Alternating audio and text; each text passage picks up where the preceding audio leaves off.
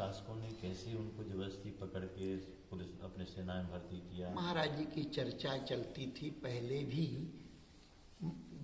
बचपन से बालकपन में भी लोग भजन पूजन करने लगते हैं। समस्त भाइयों का विवाह हो चुका था।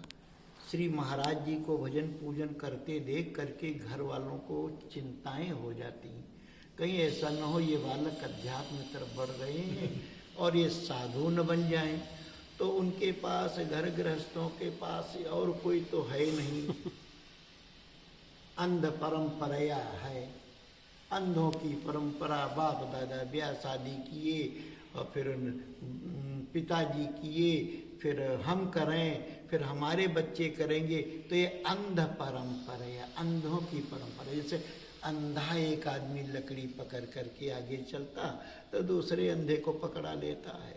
तदनुपथम कुलाय ननु अंध परंपरा, अंधों की परंपरा। ऐसे ही चलते चले जाते हैं। तो ये देख करके महाराज के हाव भाव को, महाराज के उसमें है कि महाराज जी कोई भिक्षुक आ जाता उसको अधिक अन्न दे देते, चिड़ियों को पानी रखते, दाना डालते, दीन दुखी की भजन पूजन करते थे। पहले से तो घर वाले इस चीज़ से थोड़ा भयभीत हो रहे थे। तो उनके पास एक ही उपाय है, ब्याह कर दो, संसार में फंसा दो। ये महाराज को पसंद नहीं था। तो अब जो भी अवस्था भाई हो, घर से चलने पर कई प्रकार के संतों के द्वारा बातें आ रही हैं, पर अक्षरशः कहीं कुछ मिल नहीं रहा, क्योंकि समय दीर्घ हो गया।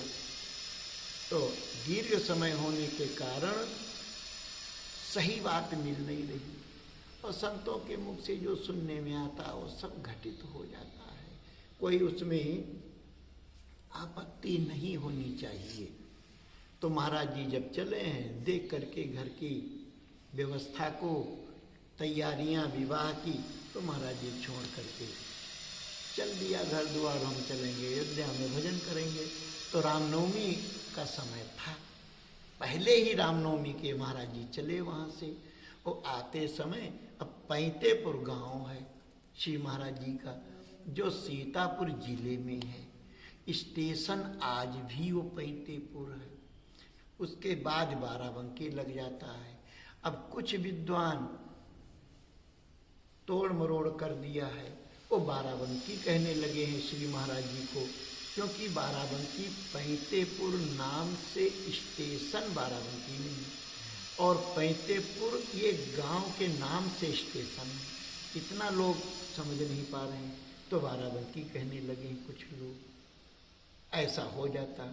सेना में होने कारण कुछ विद्वान लोग उनको छत्री कहने लगे। ये भी बातें आ रही हैं, लोग उनको रघुनाथ सिंह कह रहे हैं। तो कौन उनसे क्या आपत्ति करे। चलो, चाहे सूताधारी में दो ही तो आते हैं, ब्राह्मण और क्षत्रिय। सूताधारी में दो आते हैं संत, बाकी मालाधारी में हो जाते हैं। तो सूताधारी में दो हैं। यदि हमारे भगवान क्षत्रिय हैं, हम ब्राह्मण हैं, हम भगवान को भोग लगाते हैं, ठाकुर इसलिए उनका नाम है। चाहे भगवान श्री कृष्ण हो तो भी सूरसेन वंश में हैं, वो यादव नहीं है, वो क्षत्रिय। भगवान श्याम सुंदर को यादव नहीं, यदि यादव होते तो महाराज श्री वसुदेव जी कंस की कारागार में प्रार्थना नहीं करते। उन्होंने प्रार्थना किया, हे गुरुदेव, ये बालक आपके वंश का है, आप इसके कुल गुरु हैं, अब नामकरण का अवसर है, तो मेरी इच्छा है गुरुदेव कि बालक का नाम आपके श्री मुखारविंद से होना चाहिए। इसलिए आप पधारो और आप बालक का नामकरण गुरुदेव आप कर दीजिए। ये बात गर्गाचार्य ऋषि को, वो तो त्रिकालदर्शी महात्मा थे, उन्हें विदित हो गया, समय आ गया, तो गर्गाचार्य भी चले। इस तरफ में माता यशोदा वो बार बार नंदराय से कहती कि बालकों का नामकरण का अवसर है, आप क्यों नहीं जाते हैं? अपने गुरु शांडिल्य ऋषि के पास जा करके बच्चों को बुला के बच्चों का नामकरण कराना है, तो आप जाइए और बुला करके गर्गा शांडिल्य ऋषि को लाइए, बच्चों का नामकरण करना है। अक्सर प्रायः ये माँ यशोदा कहती। तो नंद जी के भी मन में आया, बोले लाओ तुम जब रोज रोज कह रही हो, आज मैं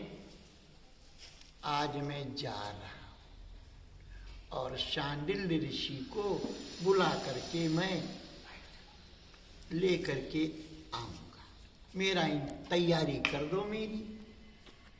लाओ, तो जो मिर्जाई थी या साफा था, लाठी थी, नंदराय जी को मैं यशोदा ने दिया, तैयारियां कर दी।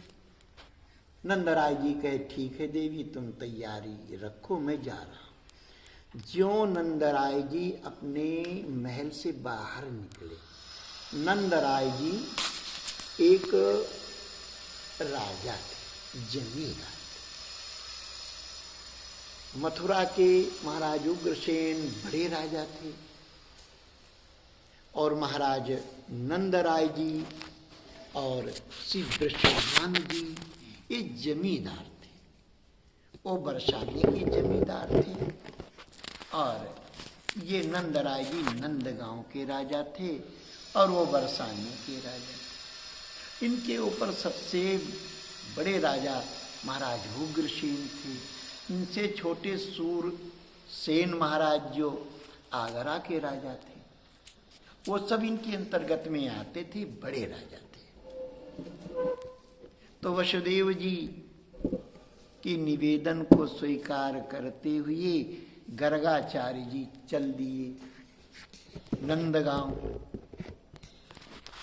नामकरण करने के लिए।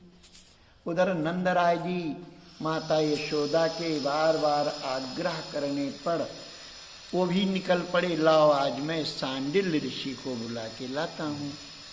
गर्गाचार्य जी भगवान वसुदेव, जो वसुदेव जी थे उनके गुरु महाराज जी थे, कुल गुरु, और शांडिल्य ऋषि नंदराय जी के नंद बाबा के गुरु जी थे।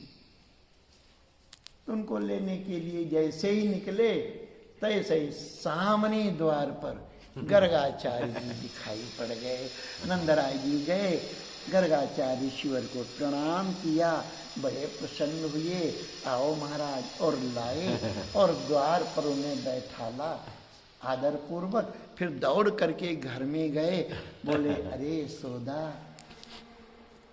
अहो हमारा धन्यवाद, तुम रोज कहती थी शांडिल्य ऋषि को बुला करके ले आओ। साक्षात जैसे ही मैं निकला था देवी, हमारे सामने परम तेजस्वी, बहुत ही विद्वान गर्गाचार्य ऋषि सामने आ गए, तो क्यों ना इन बच्चों का नामकरण गर्गाचार्य ऋषि से ही करा लें। तो यशोदा जी ने कहा ठीक है। नंद जी ने कहा बहुत बड़े विद्वान हैं यशोदा, कोई संशय मत करो, बहुत अच्छे बहुत बड़े विद्वान हैं, इन्हीं से नामकरण करवाया जाए, इंतजाम करो। मैया यशोदा गोबर से गाय के लीप करके पाटा धर करके, एक दो पाटा सामने एक पाटा इधर, और गर्गाचार्य जी को ससम्मान पूजन के सहित बुलाया गया, बैठा ली, दोनों को ले करके एक में। अब यशोदा जी के मन में आ गया कि नंद जी कहते हैं बहुत बड़े विद्वान हैं, इनकी परीक्षा भी होनी चाहिए।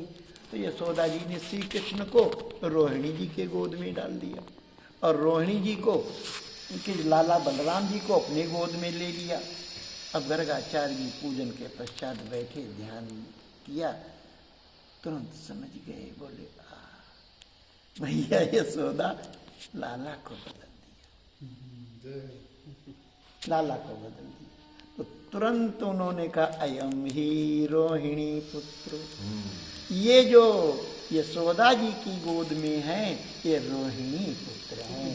बलाधिक्या बलम विदुहु, ये बलवानों में बहुत बलवान होंगे, इसलिए इनका नाम बलाधिक्या बलम विदु, बलराम के नाम से जाने जाएंगे, उन्होंने का नामकरण कर दिया। और महाराज जी यहाँ जसोदा मैया ने गोदी बदली और यहाँ पर आपने कथा बदल दी। बाबा रघुनाथ दास जी महाराज की जगह पर आ गए कन्हैया बेईमान।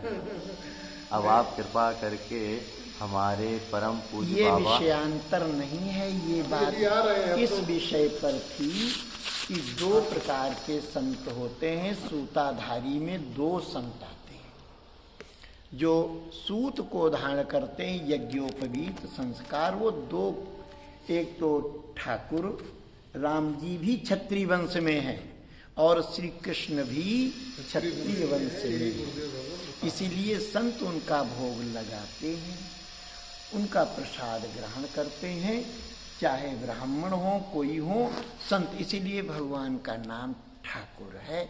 तो ठाकुर होने के नाते ठाकुर में दो परिवार आते हैं,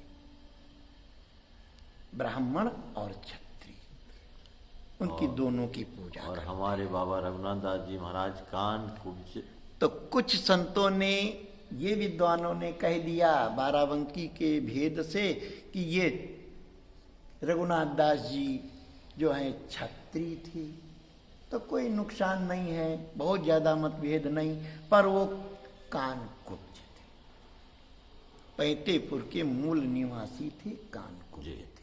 उसके बाद में फिर महाराज जी पाणी ग्रहण की चर्चा के कारण वो छोड़ करके, घर द्वार छोड़ करके प्रातः काल ही निकल गए कि जब तक घर के लोग जगेंगे हम काफी रास्ते को उड़ गए होंगे, तय कर लेंगे। तो श्री महाराज जी आए। अब आते आते पहले नौकाओं का रास्ता था, नौका से उस पार करना था। तो श्री महाराज जी अपने जो भी वस्त्र पहने थे निकाल करके घाघरा जी में स्नान किया। गंडकी कहलाती हैं ये, घाघरा भी कहलाती हैं और गंडक भी कहलाती हैं। वहाँ पर स्नान किया उन्होंने और स्नान, कपड़े उतार के नहाने लगे। वहीं पर अंग्रेजों की फौज पड़ी हुई थी जो भिनगागढ़ के महाराज जी से युद्ध हो रहा था। भिनगागढ़ के महाराज जी की सेना अत्यधिक बलवान थी, करके उस पार जाना चाहते थे, तो इनकी सामर्थ्य नहीं थी, बहुत भयंकर भीषण लड़ाई हो रही थी, अंग्रेज लोग परास्त हो जाया करते थे। तो वहीं उन्होंने नहाते हुए महाराज को देख करके मोटा तगड़ा, अब क्या अवस्था रही होगी, अब कैसे कह दूं, 18, 20, 22 साल की, इतने में ही तो साधु बनते हैं और इतने में शादी होती है और इतने में यही होता है। तो फिर महाराज श्री को पकड़ लिया गया और उनको सेना में भर्ती कर लिया गया बलपूर्वक, और उनको तोप खाने पर लगा दिया गया। तो महाराज जी चलाते थे, यही तो चलाते चलाते अब वो रामनवमी के लिए आ रहे थे, रामनवमी वहीं आ गई। तो महाराज ने अपने मित्र से जो पास में जो तोप चला रहे थे उनसे निवेदन किया कि आप थोड़ा देख लेना, कोई अधिकारी आता है, कोई आए तो समझा बुझा लेना, मैं थोड़ा स्नान कर लूँ, आज रामनवमी है, मैं जा रहा था अयोध्या पर नहीं जा सका। आज कितने अयोध्या में उल्लास होगा, कितना आनंद होगा, कितने यही दिन राम जन्म श्रुति गावें, तीर्थ सकल तहाँ चली आवें। समस्त तीर्थ आते हैं, देव दनुज सारी प्रकार के ऋषि महर्षि सब लोग आते हैं। अयोध्या बड़ी सुंदर होगी, आज बहुत आनंद होगा, राम जी का जन्म होगा, आदि आदि कल्पनाओं को करते करते निमग्न।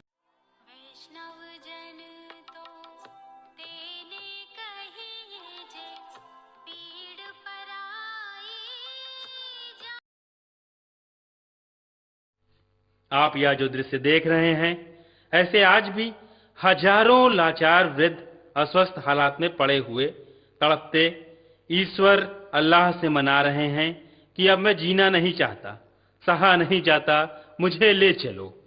आइए, अगर आपके दिल में ऐसों के प्रति दर्द है तो ट्रस्ट के साथ मिलकर अपने अवकाश प्राप्त समय का दान देकर अपनी बौद्धिक योग्यता का, अपने धन का सच्चा सदुपयोग करके इनका दर्द मिटाएं और उस परम पिता परमेश्वर अल्लाह गॉड का प्यार प्राप्त करें। जिंदगी व संपत्ति तो एक दिन हमें छोड़ना ही है, तो क्यों ना हम अपने हाथ से ही उसका इन दुखियों की सेवा में सदुपयोग कर महान पुण्य के भागीदार बने। आश्वस्त संत सेवा ट्रस्ट उत्तर प्रदेश के 35 वर्षों से